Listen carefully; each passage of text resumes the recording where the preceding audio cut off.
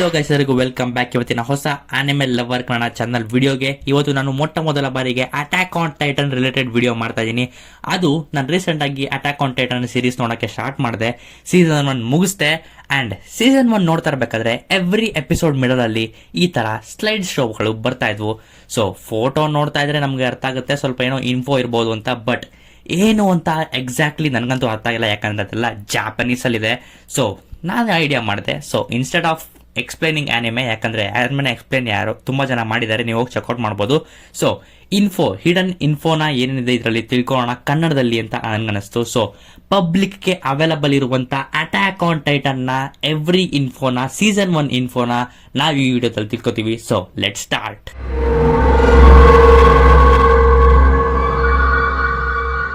Walls ಅಥವಾ ಗೋಡೆಗಳು. ಮಾನವೀಯತೆ 3 ಗೋಡೆಗಳಿಂದ ಸೇಫ್ ಆಗಿದೆ. ಹೊರಗಡೆಯ ಗೋಡೆ ವಾಲ್ ಮಾರಿಯಾ, ಎರಡನೆಯ ಗೋಡೆ ವಾಲ್ ರೋಸ್ ಅಂಡ್ ಮತ್ತೆ ಸೆಂಟರ್ ಅಲ್ಲಿ ಇರೋದು ವಾಲ್ ಸೀನಾ. ಒಂದು ವಾಲಿಂದ ಇನ್ನೊಂದು ವಾಲ್ಗೆ ತುಂಬಾ ದೂರ ಇದೆ.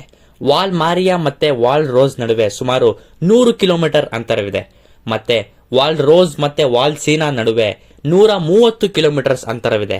ಮತ್ತೆ ವಾಲ್ ಸೀನಾದಿಂದ ಮಧ್ಯಭಾಗಕ್ಕೆ ಸುಮಾರು 250 ಕಿಲೋಮೀಟರ್ಸ್ ದೂರ ಇದೆ.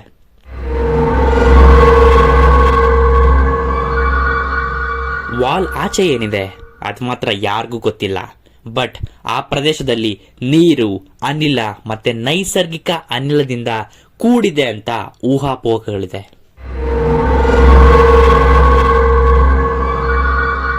ಓಡಿಯಂ ಕೇರ್ ಇದು one of the craziest things ನಾನು ಆನಿಮಲ್ ನೋಡಿದ್ದು.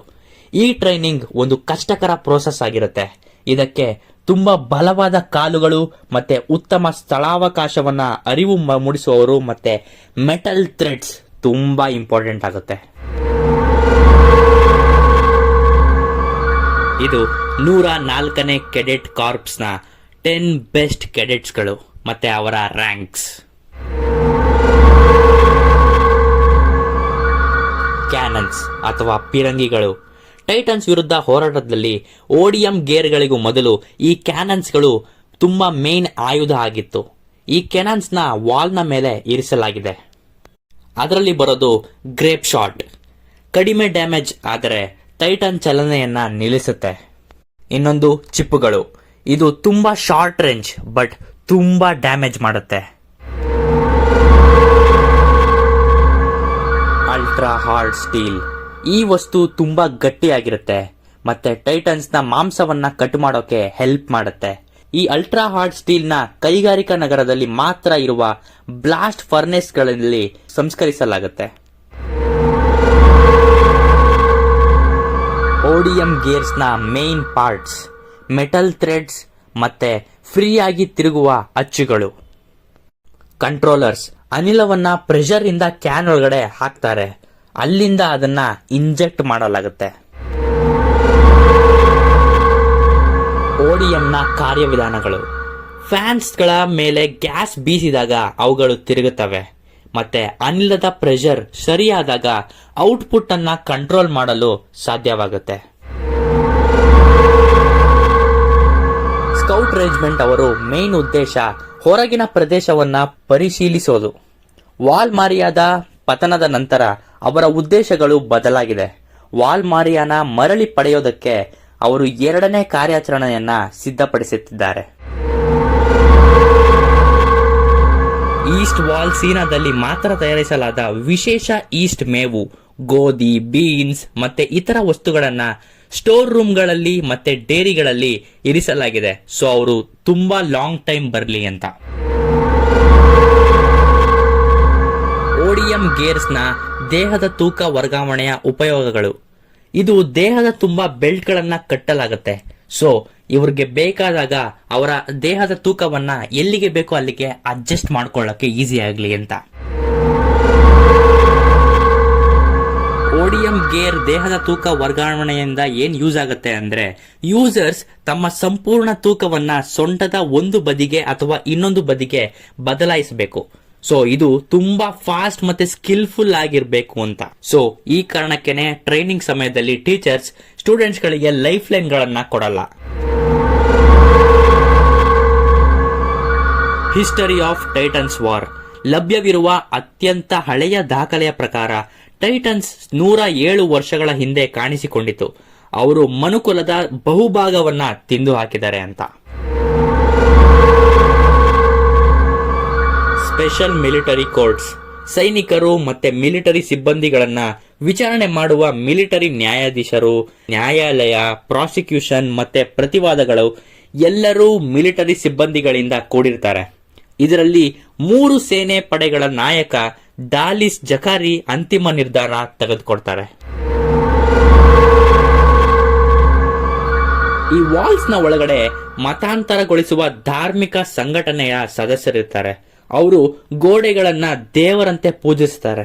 ವಾಲ್ ಮಾರಿಯ ಪತನದ ನಂತರ ಅವರ ಸಂಖ್ಯೆಗಳು ವೇಗವಾಗಿ ಹೆಚ್ಚುತ್ತವೆ, ಹಾಗೆಯೇ ಅವರ ಪ್ರಭಾವವೂ ಹೆಚ್ಚುತ್ತದೆ. Department choice.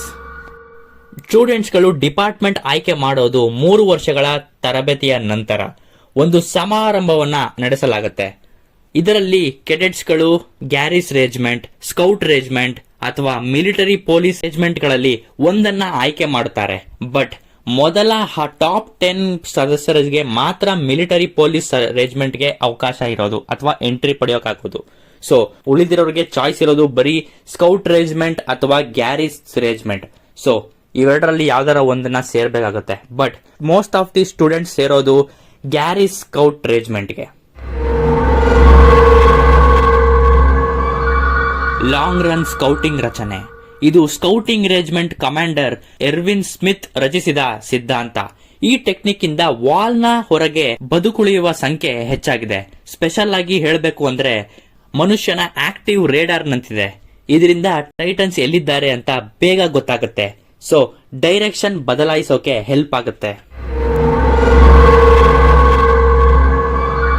ದೈತ್ಯ ಮರಗಳ ಕಾಡು.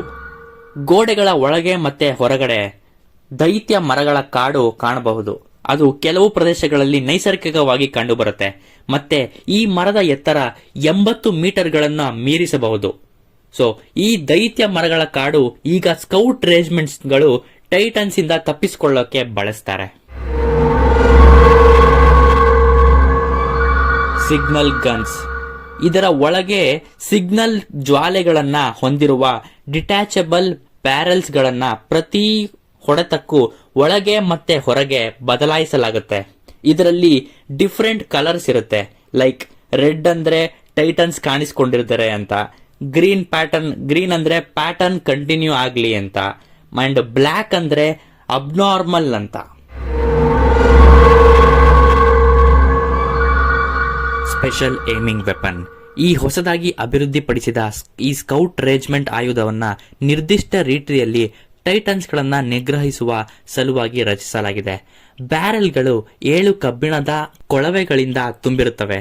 ಅವು 2 ಬದಿಯಲ್ಲಿ ತುದಿಗಳನ್ನ ಹೊಂದಿರುತ್ತವೆ. ಸುರಳಿ ಸುತ್ತ ಆಕಾರದಲ್ಲಿ ತಂತಿಗಳನ್ನ ಒಯ್ಯುತ್ತವೆ. ಸ್ಕೌಟ್ ರೆಜಿಮೆಂಟ್ ಕುದುರೆಗಳು. ಇವು ಸುಮಾರು 160 ಸೆಂಟಿಮೀಟರ್ ಉದ್ದವಿದ್ದು 450 ರಿಂದ 500 ಕೆಜಿ ತೂಕವಿರುತ್ತದೆ. ಇದು ಗಂಟೆಗೆ 75 ರಿಂದ 80 ಕಿಲೋಮೀಟರ್ ಚಲಿಸುತ್ತವೆ. ಟೈಟನ್ ನಿಂದ ತಪ್ಪಿಸಿಕೊಳ್ಳಕ್ಕೆ ಕುದುರೆಗಳೇ ಏಕೈಕ ಮಾರ್ಗ ಆಗಿದೆ. ಸ್ಕೌಟ್ ರೆಜಿಮೆಂಟ್ ಬಂಡಿಗಳು. ಈ ಗಾಡಿಗಳನ್ನ ಅಲ್ಟ್ರಾ ಹಾರ್ಡ್ ಸ್ಟೀಲ್ ನಿಂದ ತಯಾರಿಸಲಾಗಿದೆ. ಮತ್ತೆ ಸ್ಕೌಟ್ ರೆಜಿಮೆಂಟ್ ಕುದುರೆಗಳು ಎಳೆಯುವಾಗ ಈ ಗಾಡಿಗಳು ಗಂಟೆಗೆ ಸುಮಾರು 20 ಕಿಲೋಮೀಟರ್ ವೇಗದಲ್ಲಿ ಚಲಿಸುತ್ತೆ. Military police. Military police regiment ಅವರು ಸುಮಾರು 2000 ಜನ ಇದ್ದಾರೆ. ಇದರಲ್ಲಿ ಅವರ ಅಂಡರ್ ಅಲ್ಲಿ ಬರೋ ಗ್ಯಾರಿಸಿನ್ ರೆಜಿಮೆಂಟ್ ಅನ್ನು ಸೇರಿಸಿದರೆ ಅವರ ನಿಜವಾದ ಪಡೆ ಸರಿಸುಮಾರು 5000 ಆಗುತ್ತೆ.